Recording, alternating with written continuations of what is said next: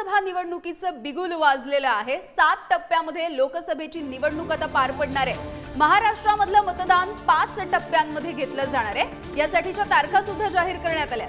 7 मे, 13 मे, 20 मे, 25 मे आणि 1 जून या दिवशी महाराष्ट्रामध्ये मतदान होणार आहे। तर 4 जूनला लोकसभा निवडणुकीचा निकाल लागणार आहे।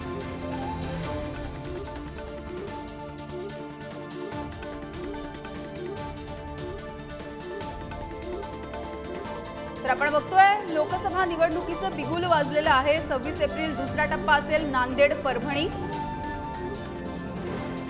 7 मे तिसरा टप्पा रायगड बारामती उस्मानाबाद, माढा सांगली सातारा रत्नागिरी आणि सिंधुदुर्ग, कोल्हापूर आणि हातकणंगले, 13 मे चौथा टप्पा नंदुरबार जळगाव रावेर जालना औरंगाबाद, चौथ्या टप्प्यामध्ये पुणे शिरूर अहमदनगर शिर्डी आणि बीड, 5व्या टप्प्यामध्ये धुळे दिंडोरी नाशिक पालघर भिवंडी आणि कल्याण।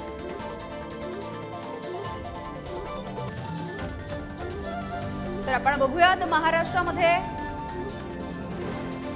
महाराष्ट्रामध्ये 5 टप्प्यांमध्ये या संदर्भातलं मतदान पार पडेल। काय असणार आहेत हे टप्पे आपण जाणून घेऊयात। पहिला टप्पा 19 एप्रिल नागपूर रामटेक भंडारा गोंदिया गडचिरोली आणि चंद्रपूर, दुसरा टप्पा 26 एप्रिल वर्धा अमरावती बुलढाणा अकोला यवतमाळ आणि वाशिम, 26 एप्रिल दुसऱ्या टप्प्यामध्ये नांदेड आणि परभणीचा सुद्धा समावेश आहे, तिसरा टप्पा 7 मे रायगड बारामती उस्मानाबाद लातूर माढा सांगली सातारा रत्नागिरी सिंधुदुर्ग कोल्हापूर आणि हातकणंगले, तर चौथा टप्पा 13 मे नंदुरबार जळगाव रावेर जालना पुणे शिरूर अहमदनगर शिर्डी आणि बीड, 5व्या टप्प्यामध्ये 20 मे रोजी धुळे दिंडोरी नाशिक पालघर भिवंडी आणि कल्याण, ठाणे मुंबई उत्तर पश्चिम मुंबई दक्षिण मध्य दक्षिण मुंबई मुंबई उत्तर मध्य। त्यामुळे अशा पद्धतीने 5 टप्प्यामध्ये हे मतदान पार पडणार आहे।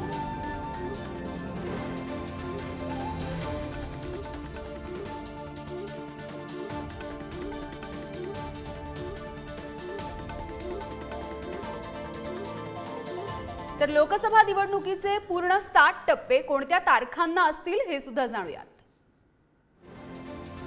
पहिला टप्पा 19 एप्रिल रोजी असेल। संपूर्ण लोकसभा निवडणुकीचं टाइम टेबल आपण जाणून घेतोय। दुसरा टप्पा असेल 26 एप्रिल, तिसरा टप्पा आहे 7 मे, चौथा टप्पा 13 मे, 5वा टप्पा 20 मे आणि 6वा टप्पा 25 मे। यासोबतच 7वा टप्पा 1 जून।